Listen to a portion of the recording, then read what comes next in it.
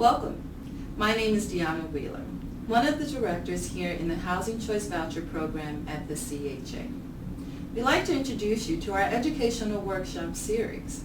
First up in this series is Moving 101. Moving 101 will give you an in-depth look and understanding to the process of moving with the Housing Choice Voucher. We hope that you find this video educational. You may look at our website at thecha.org to find the Moving Guide booklet under Resources. If you have comments, please email us at hcv@thecha.org or find us at Facebook and Twitter. Enjoy. Hello, can you hear me? Hi, my name is Scarlett Lever-Ortiz and I'm here on behalf of the Chicago Housing Authority Housing Choice Voucher Program, and we want to welcome you to our first educational series, Moving 101. We hope that you find it fun and helpful. You're going to get a briefing guide, and you're also going to get all your questions regarding moving answered at the end of the session. So please enjoy the skits and save your questions for the end. Thank you. Have fun.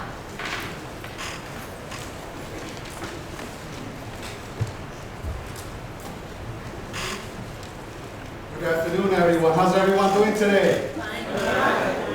How's everyone doing today?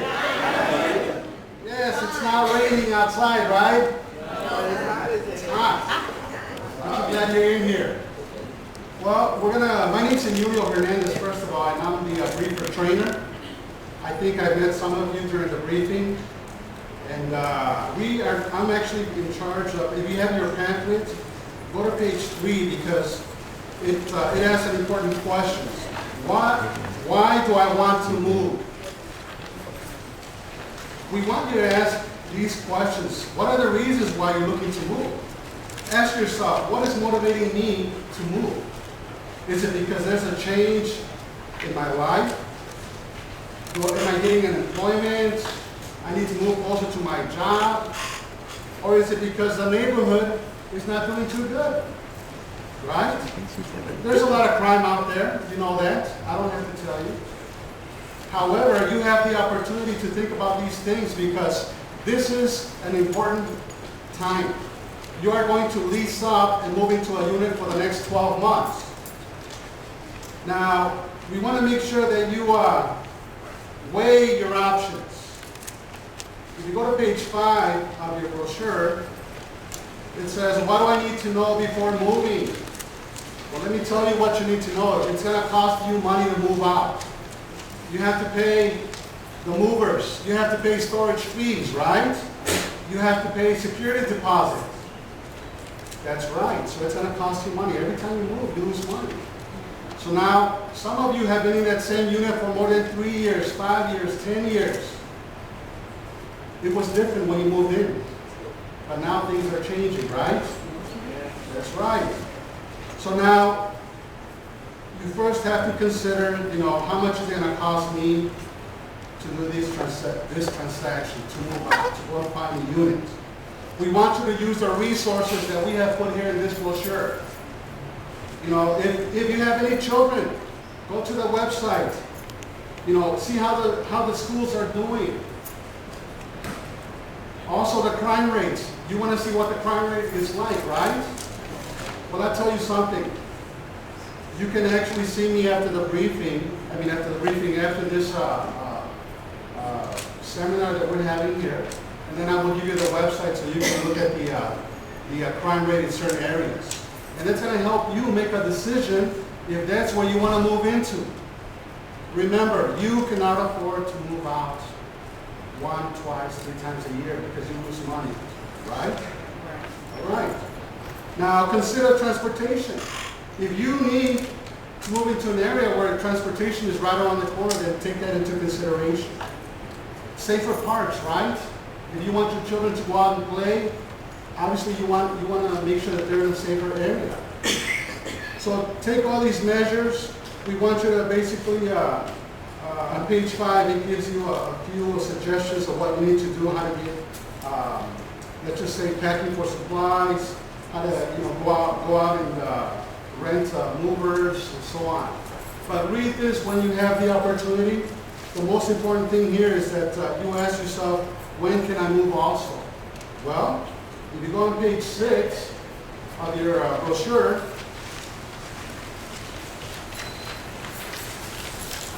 it says you can move and continue receiving rental assistance if you live in that unit for 12 months.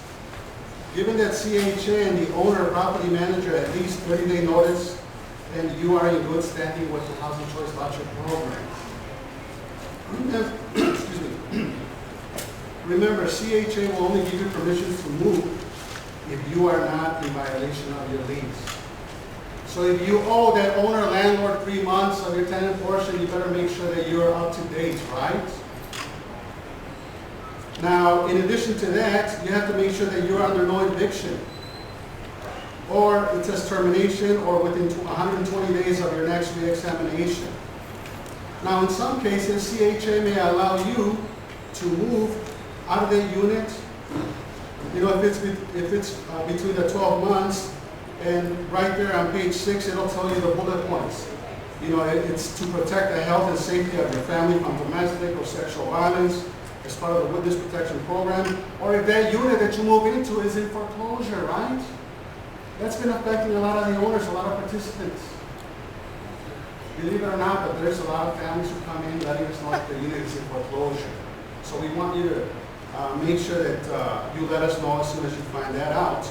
Or in case there's a flood, fire, emergency, or if it's to a reasonable accommodation for persons with disability, or if you're a relocatee. Now, as soon as you find out, you decide where you want to move in, you have to know that you have 90 days to go out and find a unit and lease up.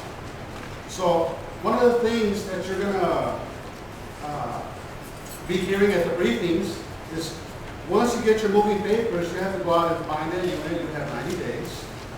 You have to make sure that the owner completes the new packet or the request for tenancy approval packet, and you submit it to us, you know, within a reasonable time. Make sure that your time doesn't expire. Now, as soon as you submit your documentation to us, we have to send the inspector out there to do the inspection. So we want you to look at that unit, to find a unit that doesn't need a lot of repairs. We don't want you to waste your time. If it doesn't have smoke detectors, you know it's going to fail, right? That's right. Now, in addition to that, once the unit passes inspection, then we want to do the rent negotiation. After that, then the owner will sign a lease with you, and then the owner will sign a housing assistance payment contract, which is called a HEP contract. Let me ask you a question. That's the rent. That's after the rent, then we do the rent negotiations. But hold off on your questions until the end, because I'm going to be here also so I can meet with you. Now, let me ask you a question. How many of you have attended a briefing in the last 6 months? Raise your hands. Okay, so there's a few.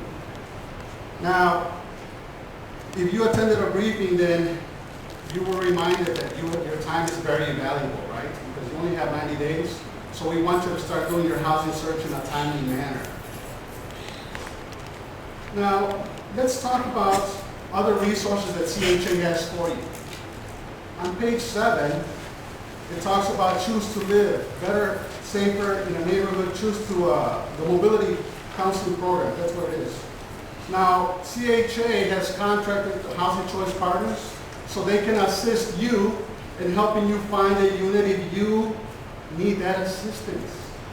Take advantage of the mobility counseling program because they are there to assist you. It's like having your own real estate agent drive you, take you to these areas, or to these places, which is the opportunity or low poverty area.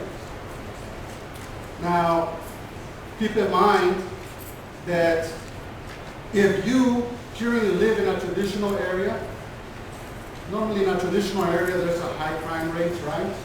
But there's some areas within Chicago that the crime is not high, right? That's right. So now we want you to take advantage of this mobility counseling program because this program, they will give you workshops, so you can attend those workshops. They'll give you workshops on home maintenance, financial management, and tenant rights. They will also do community tours with you. And in addition to that, you can get a grant up to $500. Hey, $500 doesn't sound bad, right? Especially in today's economy. That's right. You can use that $500 towards your security deposit, the purchase of new furniture, or a training course so you can get your driver license. So this is a resource the CHA is offering. We want you to take advantage of that. If you attend a briefing, you will hear more about the mobility counseling program, okay? Now let's go to page 8. Where can I get my moving papers? Well, we have 4 regional offices. And every office, they service certain zip codes.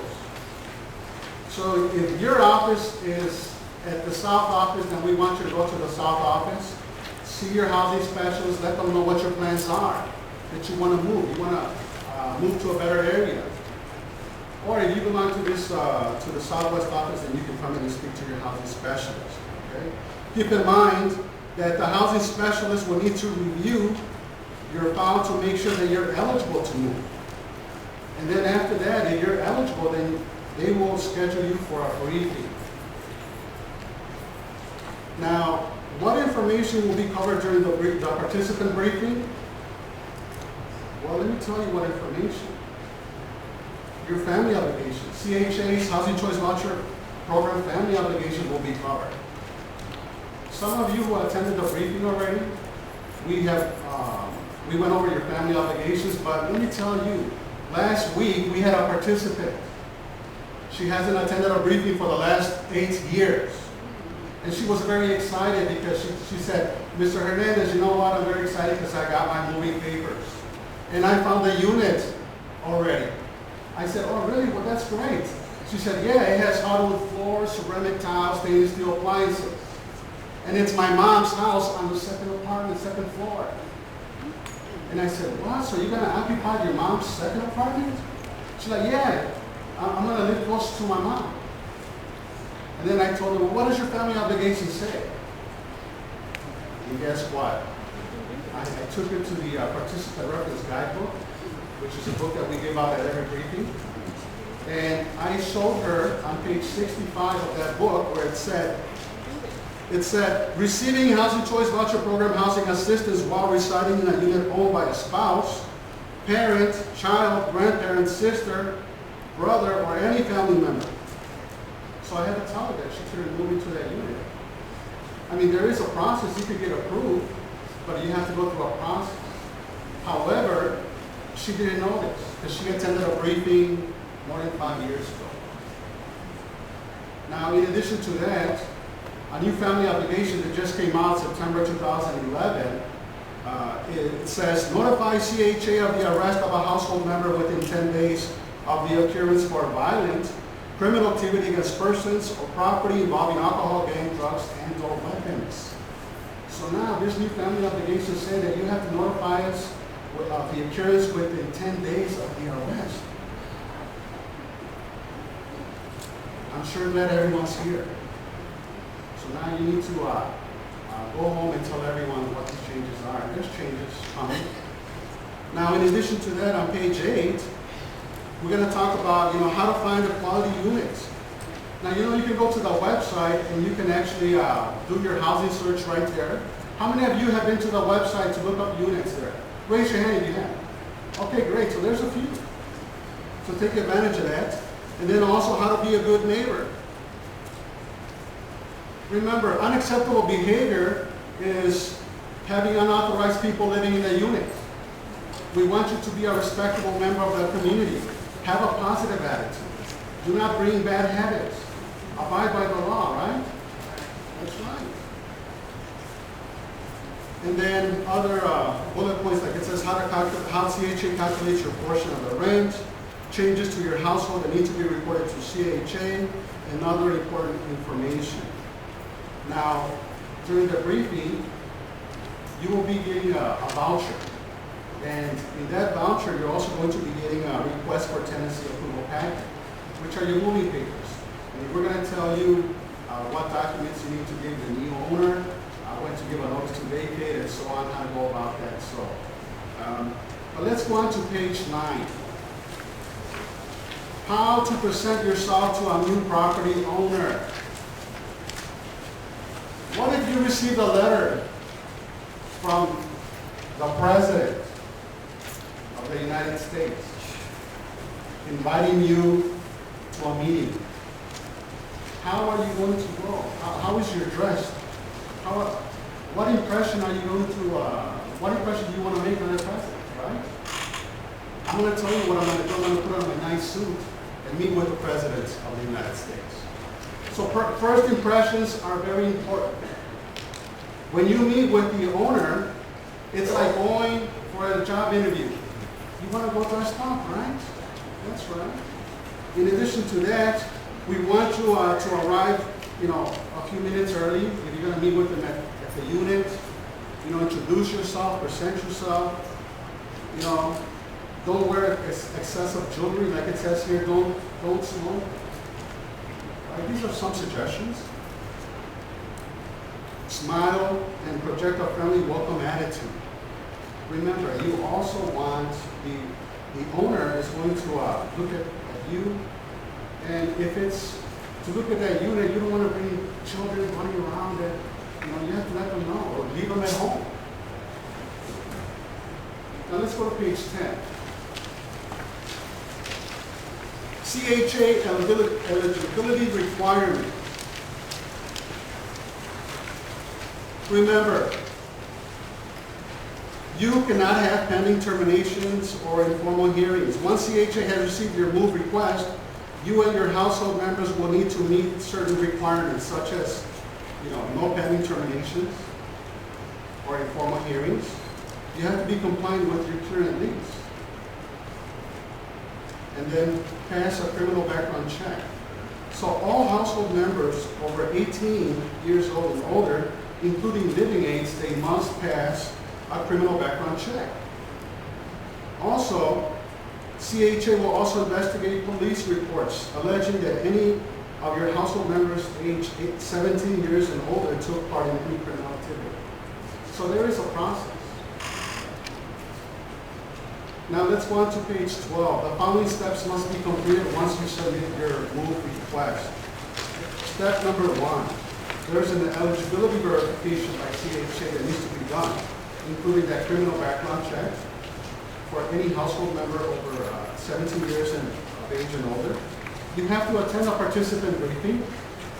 You know why it's important? And I like this idea because HUD stated that you have to attend informational briefings. It's on the Code of Federal Regulations.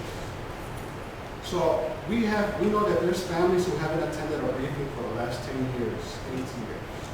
And I have met them during the briefing, families who haven't attended a briefing 20 years ago.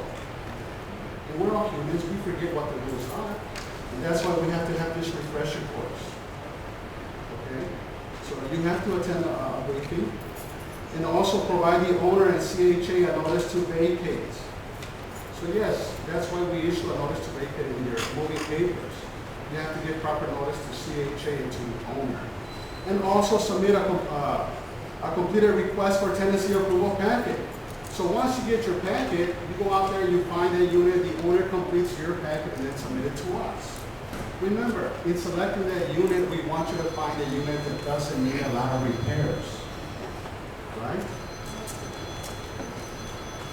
And then in addition to that, it says if CHA approves your request to move, you and the owner will receive an acknowledgement to vacate notice that includes your move-out date and other important information.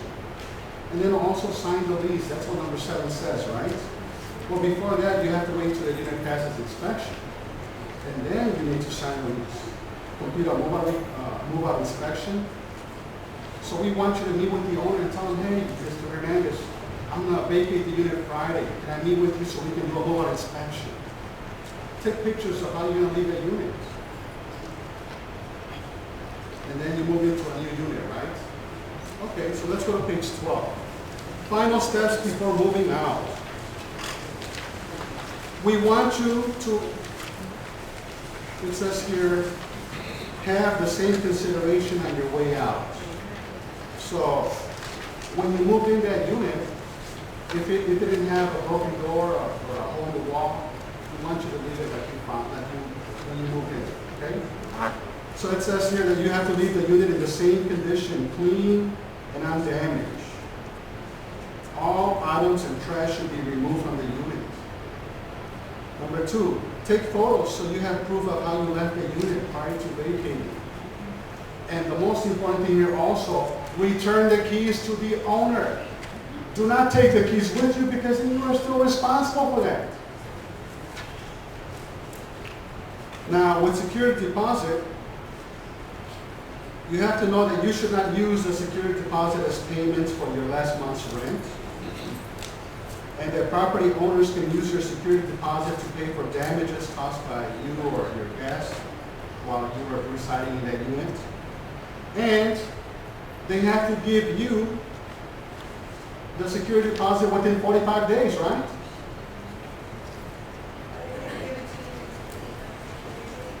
Now give me a minute. I'm gonna meet with you after the briefing, okay? But now I would like to introduce Sylvia Donald, who will be reading a synopsis.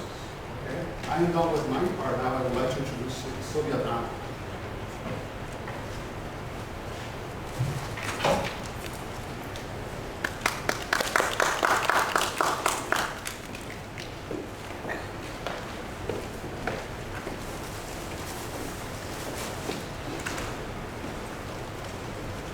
The participant and his family are moving from their current unit. The parents, Mr. and Mrs. John and Jackie Smith, are good citizens.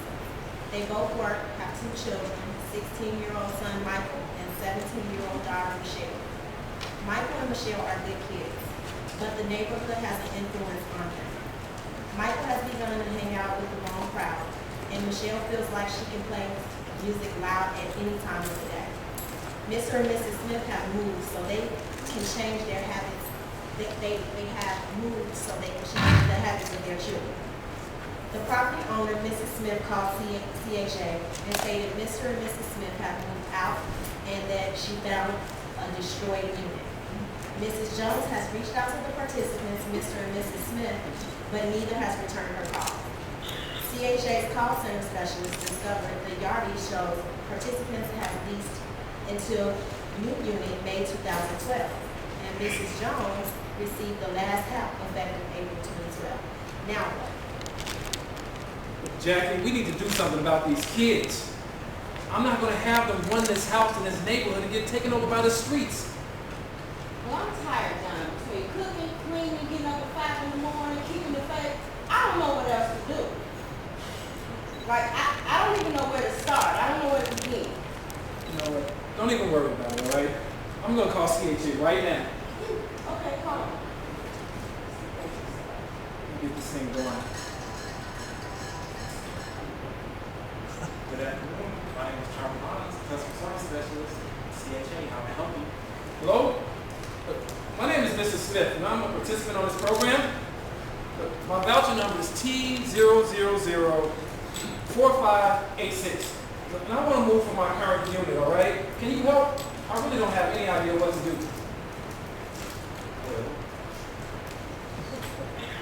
Well, as a voucher holder, your housing choices are virtually unlimited.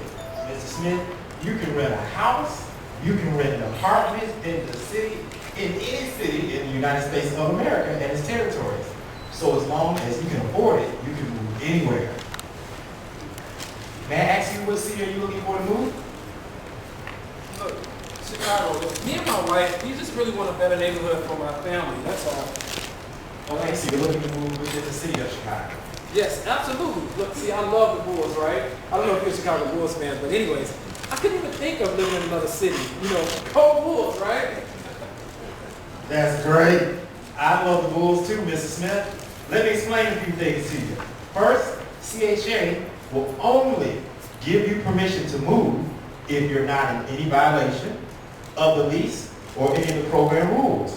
In some cases, CHA may allow you to move before you lived in your unit for 12 months.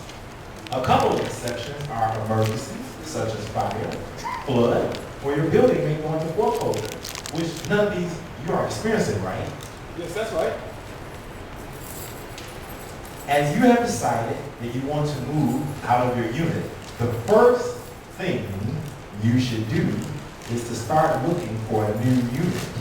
Because if the CHA approves your request to move, you have 90 days to make sure that you find a unit, it passes the inspection, you have a property owner, execute a HAP contract with the CHA, and you have to sign a lease with the property owner. For this reason, the HCB program will encourage you to start looking for a new place to live before you even ask the program for moving papers or attend a briefing. And don't forget to give your don't forget to give your current owner, Mr. Smith, notice that you are looking to move. Mrs. Smith, are there any questions that you may have at this time regarding moving? My wife and I, we really don't know what we need. How are we supposed to start looking for another unit? Start looking for a new unit? All right, well, I got an answer for you, Mrs. Smith.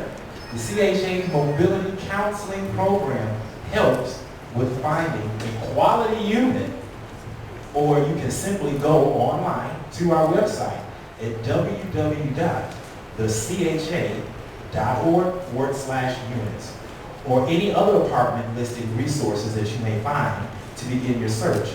Mrs. Smith, do you have access to the internet at your home? Access to the internet?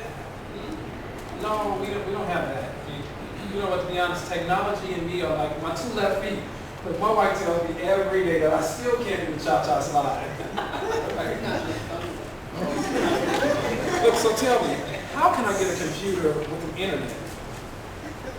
Well, Mrs. Smith, it looks like to me that you fall under the jurisdiction of the Southwest Regional Office. And guess what? We have a resource center available in that location, which is closest to you. Now, what you can do, you can come on in to the resource room. You can begin using the computer. If you need any assistance in that resource room, a staff member will be more than happy to assist you with your looking for a unit. I would also like to suggest perhaps going to your local library or school to do a similar online search to move out. For your protection, Mrs. Smith, please consider taking photos of your unit before you move out of the unit, and you can conduct a walkthrough with that property owner. You know what? Thank you so much for this information. You know, I think we'll actually stop by the Southwest Regional Office and begin our search. Can you please give me your supervisor's name and contact information so I can tell them what a fine job you've done in helping us out? Mrs. Smith, thank you for that. Her name is Samantha Pierce. I can transfer you to her, or if you prefer, you can send her an email directly to the hcb@thecha.org. That is hcb@thecha.org. Mrs. Smith, I would like to wish you a good luck with your search, and please feel free to call back or visit us if you have any further questions. Mrs. Smith has located the new unit, has completed all the steps with the new property owner, and CHA has moved his family into the new unit. Mrs. Jones, however, has recently walked into her unit and has found it a mess. Mrs. Jones calls into the CHA's customer call center.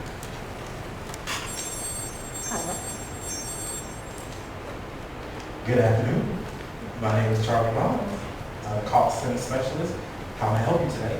Hello, my name is Mrs. Jones, and my unit has been destroyed by your tenants. Oh, I'm sorry to hear that. The unit's been destroyed. May I please have the owner number? It's B0145877. Mrs. Jones, again, I'm very sorry to hear that your unit has been destroyed. However, it is your responsibility as a property owner to enforce your lease. Let me see if there's anything I can do to assist you in resolving your case. Okay, I understand all that, but here's the problem. I'm actually a property owner on the Owner Excellence Program. I don't abandon my responsibilities and frequently visit my tenants and property. This call revolves around participants that were renting my unit at 123 East Drive Street. The head of household, which is referred to as John Smith in particular, the Smith's children always have guests hanging out in front of the unit, harassing neighbors, they leave trash on the floor and run around hallways late at night. These people have no control over their children. I have made plenty of attempts with the tenant, but the Smiths don't want to hear it, and the children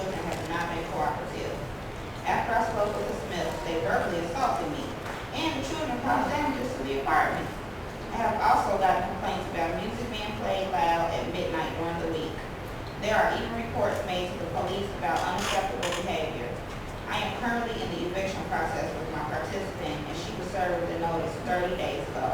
However, the family moved out, and after I conducted my own walkthrough inspection of the unit, I found damages that total more than the security deposit that I collected. I have taken pictures and I have an itemized list of all the damages. I have also added these items to the current eviction pending with the circuit court.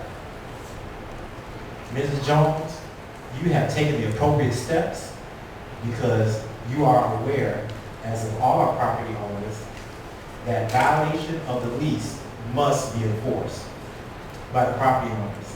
As soon as you receive the judgment, please, we encourage you, please supply a copy of that to the CHA. The HCB program has an obligation to follow up with the participants who have violated their family obligations. Even though they no longer live in the unit,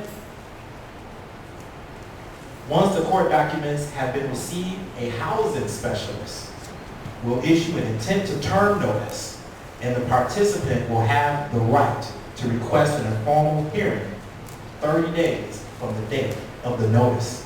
Thank you so much. I really appreciate all the direction and will be submitting my documents to you within the next week. Okay, thank you for calling. If you have any other further questions, please feel free to reach out to us. Thank you.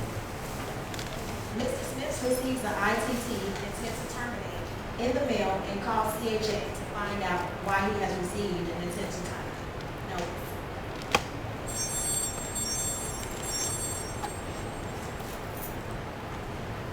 Hello?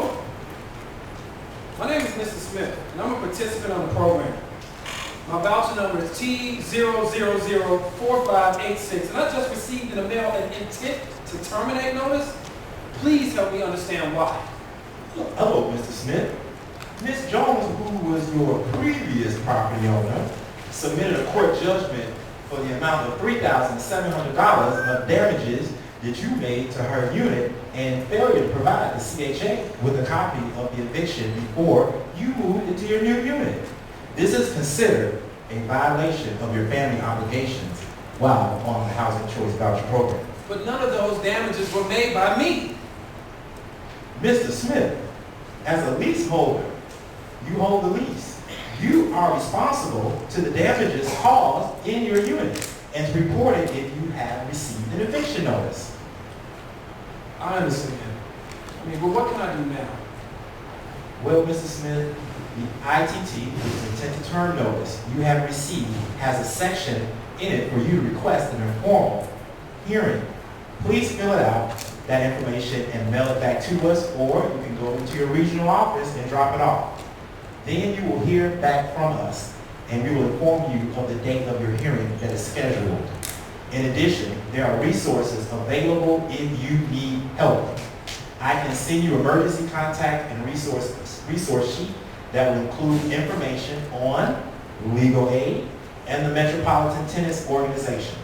Or, if you get a pen, it's available on our website at www.thecha.org/forms if you have access to the internet. Thank you. Look, I really hope this works out.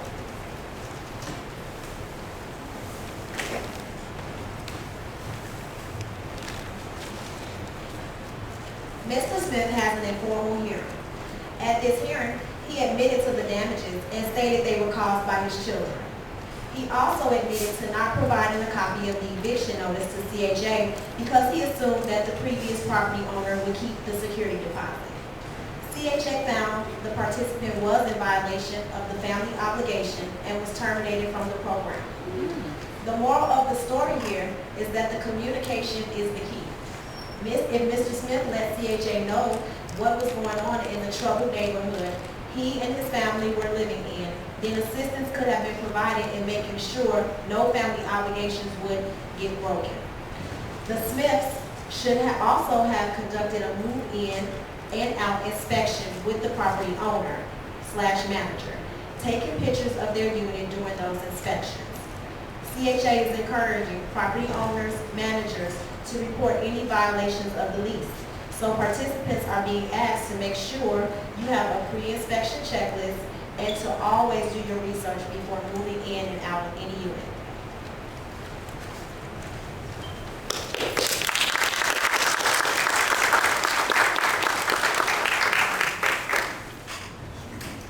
Good afternoon, everyone. Good afternoon. Are you getting some valuable information? Yes. All right. Some of this may be information that you have already heard, that you're already aware of, but we really want to bring some things to your remembrance so that when you're deciding to move or you're looking to move, you're empowered with the right information. You know your rights as well as your responsibilities.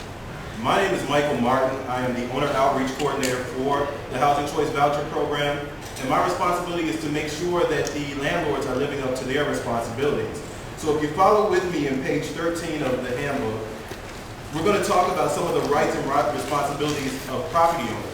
As we expect you all to adhere to the rules and regulations of the program, there are also some rules and regulations that are there in place for the property owners to make sure that we're protecting you and your families.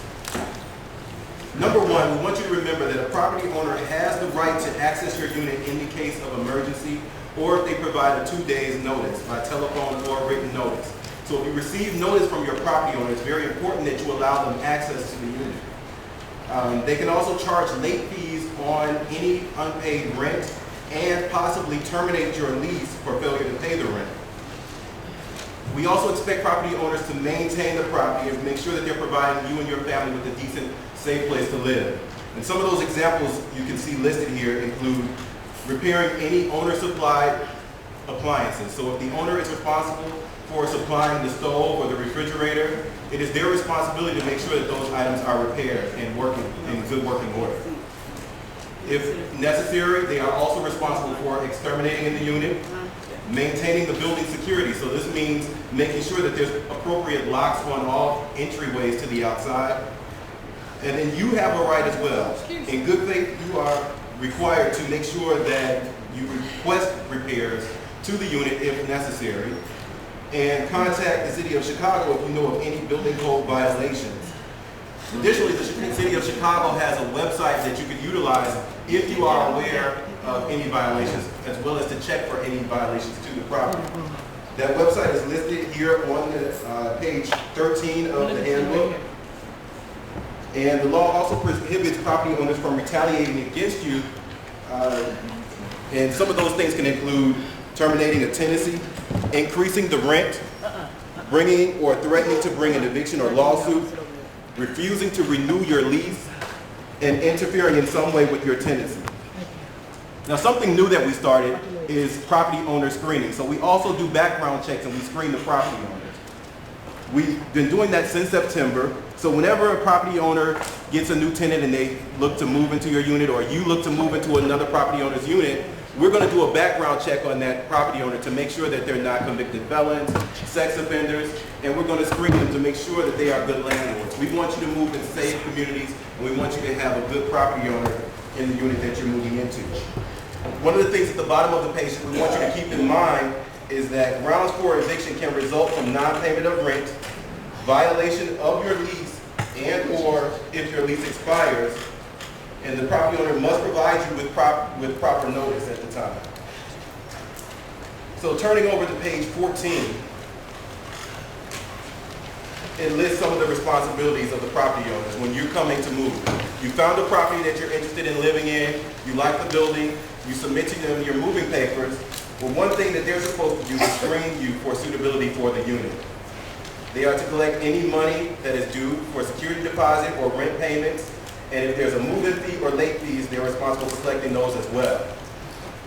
Additionally, they are to abide by the terms of our housing assistance payment contract, and there are a number of things that they must adhere to in order for us to keep making sure that we're paying them the assistance. Additionally, they are to allow CHA to inspect the rental unit. We put this responsibility on both the owner and the participant. So when an owner says to you that they need to do some repairs or make some repairs, it's very important that you allow them access to the unit so that they can do that. If they are responsible for paying utilities, they are supposed to make sure that the utilities are on at all times. Additionally, they are to keep the property in good condition, making repairs regularly and on time. If you are in violation of your lease, it is the property owner's responsibility to evict you. And lastly, they are to adhere to fair housing laws. It's important for you to know what the fair housing laws are as well, so that you can know when you're being taken advantage of as well. Some of your responsibilities include finding the housing unit, follow the rules and regulations of the program, which are provided to you when you come to the briefing and you receive your voucher. Allow CHA and the property owner to inspect the unit. It's very important that we have access to inspect the unit. Pay your rent on time. Pay utility bills if it's your responsibility. Supply and maintain any appliance in good working order. And keep the unit in good, safe, decent, and sanitary condition as it was when you moved into the unit. On page 15, it talks about being a good neighbor. How many of us like to move into good neighborhoods with good neighbors? It's very important. Well, we want to make sure that you're being a good neighbor as well, and you're not the neighbor that's causing any trouble in the community. So here we've laid out some key points to keep in mind and keep in the forefront of your mind so that you're being a good neighbor in the neighborhoods that you move into. So we suggest things like attending CAPS meetings and block club meetings, and you can find out when those are by logging onto the Chicago Police website, which is www.chicagopolice.org. Enjoy many of the Park District events and activities with your family. Enroll your children in some of the summer programs, and take part in a mentor or intern program. We also expect you to respect your neighbors. That's very important. Be a respectful neighbor. Make sure that you're maintaining the property, and make sure that you're keeping good relationships with your neighbors. Some of the don'ts are: don't loiter on the property, don't participate in any criminal drug activity, don't leave your children unsupervised, don't have any unauthorized people living in the unit because this is a violation of your agreement. Don't play any loud music, throw loud parties, or disturb the peace. We also don't want you to allow guests or people living in your unit to disturb your neighbors, because when someone in your unit causes the police to come out to your unit, we're notified of this and you're held accountable for that. So you want to be aware of who you're having come to your home and who you have there. So whether it's your children's friends or your friends, you want to keep this in mind. At this time, I'm going to introduce our Deputy Program Director, who's going to give you some tips for working successfully with your property owner. So at this time, let's put our hands together for Ms. Janice Stewart.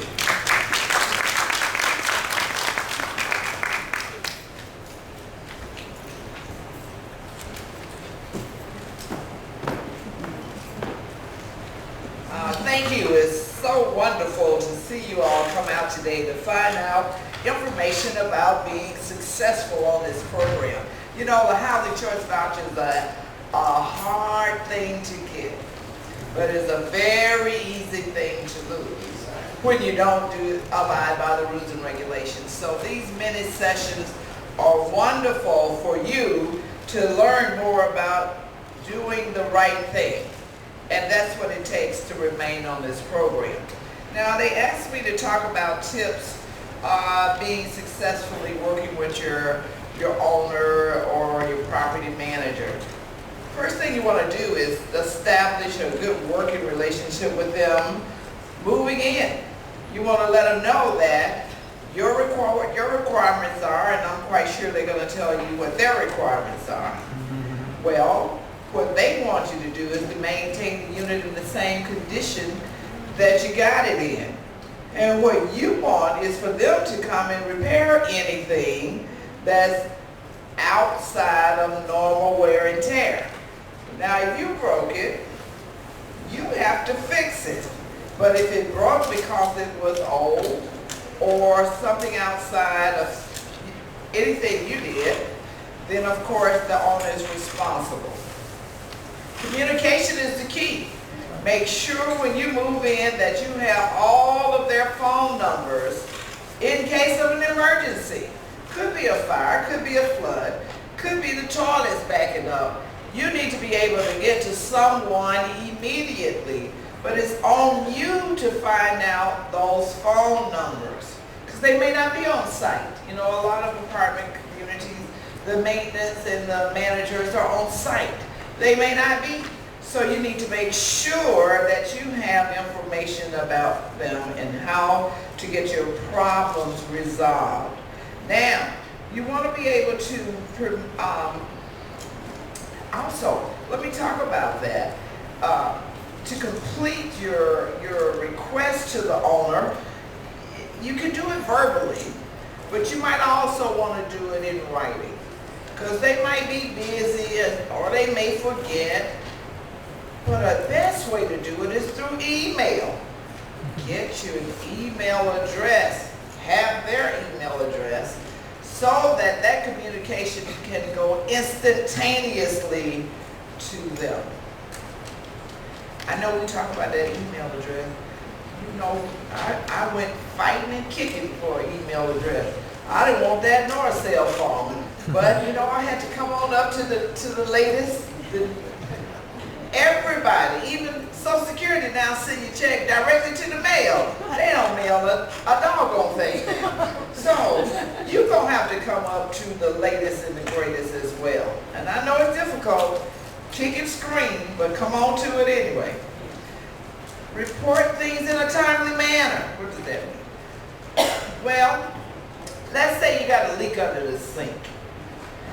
If you don't report it in a timely manner, the whole cabinet may rot out. Yeah? Yes, it could.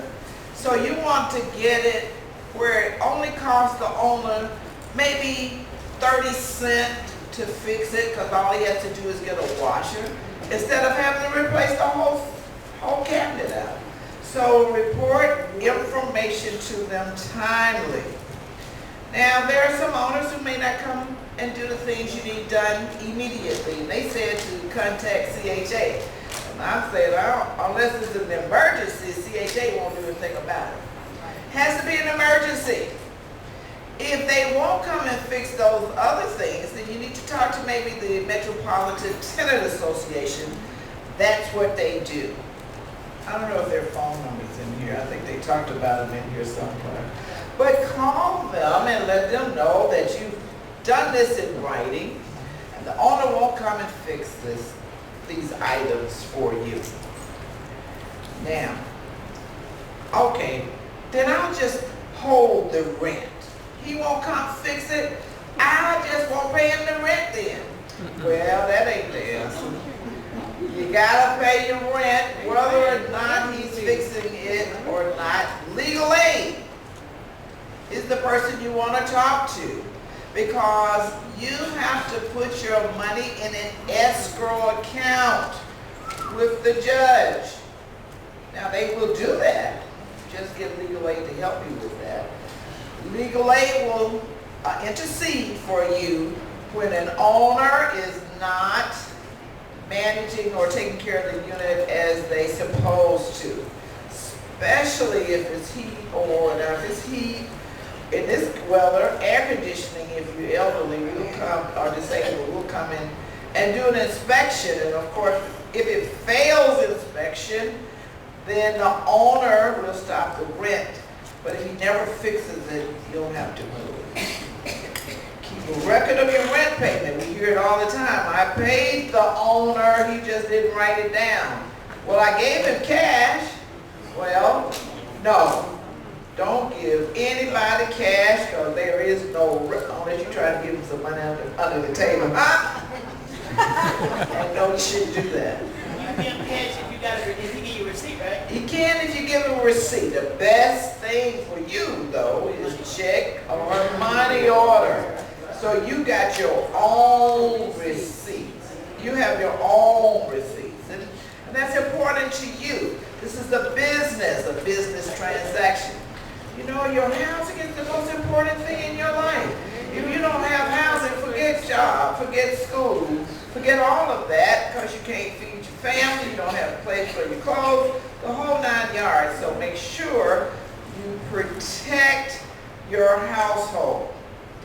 Be responsible for the behavior of your guests. Now, we have more folks get terminated from the program because those knuckleheads, I'll call them boyfriends. Well, they ain't a friend if they gonna get your housing laws. Be very careful who you invite into your home, because they now have to abide by the rules and regulations. Now the thing, when you get your rules and regulations, you sign something. Here's my voucher. When they come to visit you, they don't have any regulations. They don't sign anything, but they're responsible, or you are responsible for your guests. So, tell them up front, here are the rules.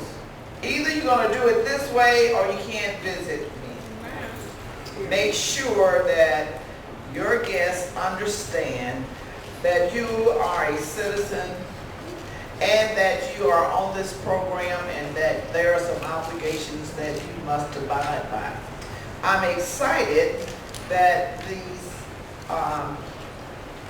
listening forums or helpful guides, or I don't know what we call Workshops. them. What we call them? Participant Movie 101 workshops. Workshops. I think they're wonderful and they're informative. I know what you should do is all your friends, tell them that they're missing some good information. And one of the things in this economy, as I said before, you really need your housing. You don't want to lose your housing for any reason. Say that again. You want to keep your housing. So do the right thing. And that's what these listening forums are about. Now, what's after me? That's it? A loud applause. I think it's So if anybody has a question, I'll bring the mic over to you. We can address it right now. Well, I have a question, and yeah, we would appreciate if you would raise your hand. That way we can acknowledge you. Oh, just go right ahead. Somebody will blur it out. my question is, if you live in a unit, and the unit have other people that come and visit, and they terrorize you, what do you do? You in your unit, Yes. and some people that Live in a unit. live in a have people unit come with visit. you. No. No. We live in a home like a 12. Oh, somebody, okay. And like. They don't come to visit you. No. They come to visit some of your neighbors. Yes. And now they're acting up. They terrorize me They terrorizing you. every other day. Did you? I think that's something you should do. Call Good afternoon, everybody. How you doing? I know it's hot. I know you got a lot of information. So I'm going to try to make it brief and try to make it a little light so you can get something out of it. My name is William Townsend with the Chicago Police Department's CAPS office. I'm just here to talk to you a little bit today about your safety once you get into the units, partnerships with police, and things to avoid. Number one, show up, if you can do it, let's do a little bit of icebreaker. Raise your hand if you were not born in Chicago. Not born in Chicago. Not born in Chicago. Raise your hand if you're a grandparent. Your grandparent? Yeah, grandparent. Okay. How many grandkids? 20.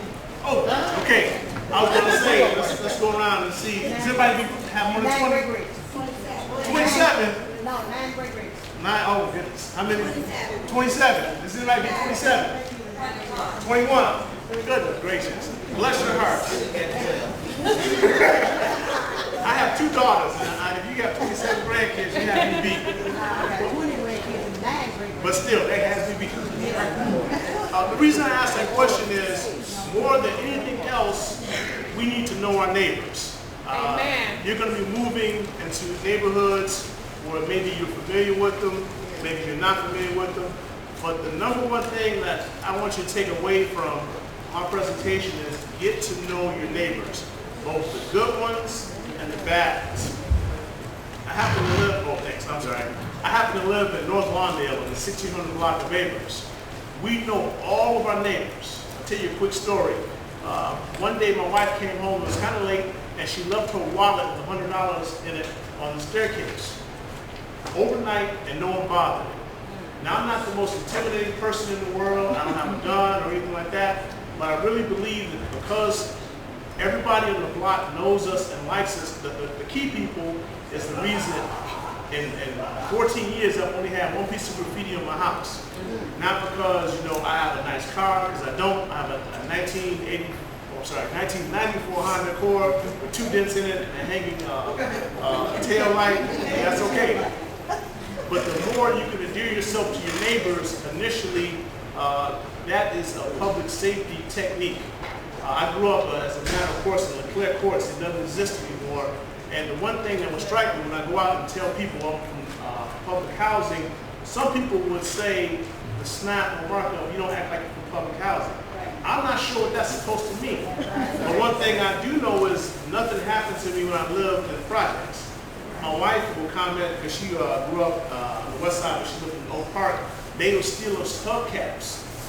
Our neighborhood, we live next to gang members, and knock on the door and they say you left your door unlocked. So we can't, the story is you cannot stereotype people based on where they live, that's where they come from. But they do. But you know what? We can all change that. As a former public housing resident of 20 plus years, you can be that agent of change. I know I'm taking a little bit of a diversion, but there are certain aldermen that believe that former public housing residents are the reason for crime. I'm here to tell you today, as an authorized representative of the Chicago Police Department, there's nothing to that. It might have just been a coincidence that upsurge of voucher holders in the neighborhood took place while a crime was occurring, but none of the people that were arrested were voucher holders. You might be on a corner with someone that gets shot. Does that mean it's you orchestrated the shooting? No. And so we have to continue to battle an image issue when crime comes up, because people assume, well, it's because it just might be, this was in the plotting stages and it just happened to blow up once you got it and say, aha. There is no aha. I sit in meetings with very high level police officials and they tell me time and time again, there's no correlation. You know, it's an old saying, correlation does not equal causation.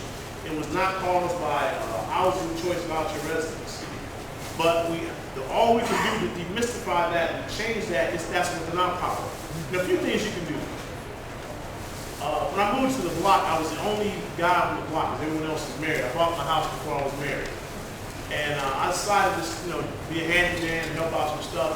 There was a house 2 houses to the north, and there was a grandmother, and most of her kids were in the gang. I'm not going to say the gang, but I started doing some handyman stuff for her, cutting the grass and stuff like that, and lo and behold, they started really liking my family. Now, I don't recommend that you find a gang member and cut their grass. However, it never hurts to be on good paper with people, because they'll recognize, okay, this person is not involved with what I'm involved in, and I need to leave them alone. Most of the time when you see in the paper, gangs have a beef with a particular person. I may have shot Jimmy by mistake, but I was aiming for Mike, not to pull you guys in there. But most of what you see in the paper, the intended target sometimes will escape and somebody else will take it. Unfortunately. But I don't think, not even the most cold-blooded gang member wants to kill a 7-year-old kid. But what you can do to keep it off your block is to be on good paper with as many people as possible. So they don't litter in your yard, they don't let the dogs loose in your yard. What we do is we go up, we have those little pick things. We walk around the place and we pick up, I love to pick up trash, 3 houses to the north, 3 houses south of it. It's amazing, it makes a difference. One of the gang members actually stole my pick and he started picking up with it. My wife was upset. I'm like, this is not a battle we want to fight, because he's doing what he intended. And so you could be the one that changes perception. They may say, you know what? They are all from sketch, but they are the nicest people. They clean up more than everybody else. They sit out on their porches and do everything, because the stereotype, unfortunately, all it takes is one person to brand all of us. You know, and sometimes the people causing trouble have never stepped foot. They might live in Beverly, but they like to dress, like they live in the city. But anyway, the one thing I want to tell you, and I have a little short period of time, when you move to your neighborhood, trust your instincts. Your instincts trump mine anytime. Ladies, how many times has a guy tried to sweet talk you and you knew within 5 seconds he was up to no good. Show hands. Every hand went up. And if you didn't put up your hand, you probably felt like, well, it took me 7 seconds. But when people are spouting stuff, you know one way or the other. Whether it's a con, whether they can trust people, and we do a similar presentation for landlords. Trust your instincts. If something feels like people kind of scatter on from the block, that might be a time to go in. If people are kind of congregating, that might be a time to get it out of there. You also want to get to know the police that patrol your neighborhood. And here's a little secret about police officers. Unless you live on the far southwest or northwest parts of the city, most cops do not live in that neighborhood. And they have it in mind that people don't like them. I'm not here today to get you to like the police. But if you happen to find one that treats you nice, go out of your way to say hi to them. Because you might be the only person that whole day that said hi to them. And guess what police do? They gossip. Man, I was over on 7900 block of Salem. Those people are nice. Make sure you take a car over there. That's how things work in the city. That's the unwritten rule. It's not the official. Calling 311 is great, but it's nothing like a hand-to-hand presentation. I came in today and someone from CHA called me up and said, hey, could you do this? And because I liked them, I said, yeah. If I didn't like them, I'd be in the office, knitting something. That's how you grease the wheel. If people like you, they will accommodate your schedule. Go to your beat meetings. You can call 311 to find out what beat meeting. Find out what's happening. You can just go and observe and see what's happening. That's where you get to know your police. Then in order to get into a few specific street safety tips. Do any of you, will you be running from a house that has a garage? Are you going to be using the garage? Okay. Sir, I would recommend always back your car into the garage.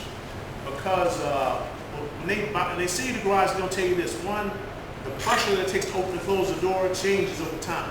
So in the winter, you need more pressure. In the summer, you need less. One time, I didn't realize that. I parked in my garage and someone stole my lawnmower. The joke was on them because it was a push mower with a missing wheel. But my point is, someone could have been laying in wait for me. So what I want you to do, sir, is when you back in, wait until it comes all the way down and it stops before you get in. Because you definitely give you a key to the service door, I guess, as well. Make sure it shuts completely before you get out, particularly if you're coming home at night. Always avoid alleys and underpasses. They are nothing but trouble. It might save you a few minutes. Particularly underpasses. If you are cutting from one place to the next, people can hide around them. If you go out a lot, always try to walk with authority. And I'll give you the best tip in a minute. Watch who comes into your home. If I were you, I would not let any small children into your house, and this is why. Somebody could be using them to case your place without you realize. Hey, where you been? Man, I was over at Mr. Stewart's house. He's got a 58-inch screen TV. He's that big, Daddy. Oh, he's got so much money. He works for CHA. Leaves money around. I know I'm going out. If they don't have the parent with them, they don't need to be in your house. Limit late night trips. And this is from Richard Pryor. Some of you are too young to know who Richard Pryor is, but I'll tell you anyway. If you are scared, talk to yourself. Loud. This works all the time. And I don't mean to lead people who have a mental illness, but talk to yourself loud. It happened to me the other day. I was on the bus. Someone started talking and cussing. I went all the way around. If you were scared, if you can't think of anything else, because I'm not here to teach you self-defense or anything like that. That's the best self-defense. Start talking to yourself louder. Start talking about religion. Start singing. You know what I mean? Because gang members hate gospel music and show tunes. Stop living at a real crowd. Ask them if they want to go to church with you. You may not have been in church for 30 years before somebody had the time to ask them if they want to go to church. On the back is an attachment. And when you ride a train, it says don't become a victim. Just watch when you're on the phone. There's been an uptick in robberies with an L. And this is probably even more important. It's called Don't Be Fooled by Imposters. If someone comes to your house and they send there for people's gas and you didn't call them, they give you a 1-800 number. They're trying to case your house, basically. It could be a legit People's Gas employee, but they have to be assigned, or you have to call them. So I'll be around a little bit later to answer your questions. You are a fabric of the city, and this is a former public housing resident. Great things can happen. So please let us be a resource. If you ever need to get hold of CAPS, just call 311. Thank you so much.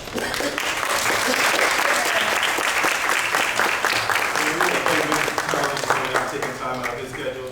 Really quickly before we leave and we allow you all to dismiss, again, we have questions at the end of the session. We'll be here to answer any of those. Also, we want to remind you to fill out those surveys. It's good information that we utilize, so we want you to fill that out. But at this time, we're going to bring up Ms. Jessica Mallon from our Fair Housing Department, who has some information about fair housing for you all.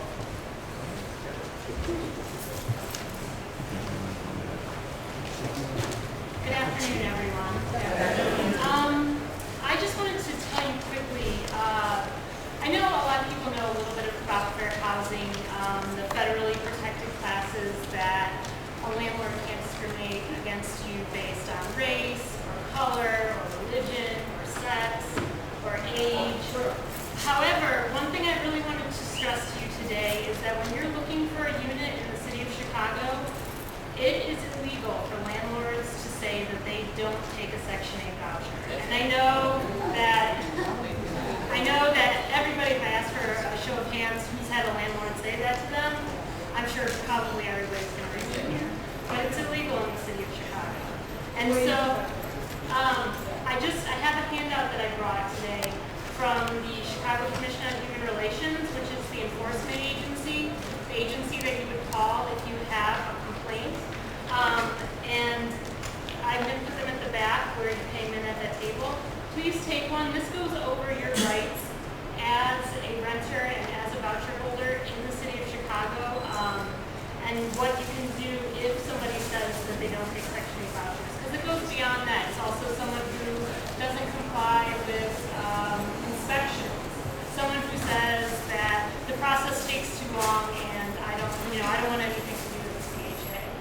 Or, you know what, your rent burden worksheet says it will only give you, rent, you can only rent for $783. My rent for this unit is $2,000. So these are all things that are covered under the ordinance, and things that, when you're going out to look for a unit, please be aware of. Please be aware that there's an agency out there that can assist you if you do come across anyone who are discriminating against you. And I'll be available in the back to answer everyone's questions. So I just wanted to let you know that please be aware of this, and we also have a fair housing line with the CHA that you can call. It's on the website, and please give us a call if you have any questions or if you face any issues. Again, we want to thank you all for coming out. If you have any questions, we have staff on hand to answer questions in the back. Please be sure to leave your surveys on the table in the back, and then Ms. Mallon will have these information sheets in the back for you as well. Thank you for coming out. My name is April. I'm an ACB program participant. And they had a workshop today. I really enjoyed it. They need to keep it going because it helps a lot. And I have not been into no kind of program in 2 years, but that's a good thing because if anything goes wrong, they will help you. Trust me, they will help you if you have problems. So I have not had no problems. But I'm here and I'm glad I was here because it's changing and it's good change. Thank you. Hello, my name is Tanya and I'm a participant of the HPV program, and it's a great program. I can't say that I could make it in Chicago without it because I received Social Security and MPhil, so that's a very limited income. So therefore, I wouldn't be able to afford housing unless it was low-income housing. As I'm sure you're aware, that housing is like non-existent. So now that I have my voucher, I feel much better. I feel more secure, and I love this voucher program. And I suggest anyone who has a small income, that's struggling, to try and get a voucher. You will feel so much better. And to abide by the rules, which are simple. They're very simple, and as long as you're not causing any problems, you don't have to worry about losing your voucher or anything of that sort. As long as you abide by the rules, which are very important, but they aren't hard. They're not hard. I've come from that hard environment that you guys may have come from. Yes, I have. And I'm a productive citizen now because I'm older. And I know more. I'm better educated. And due to the fact that I have my voucher, I'm a much calmer citizen. Thank you.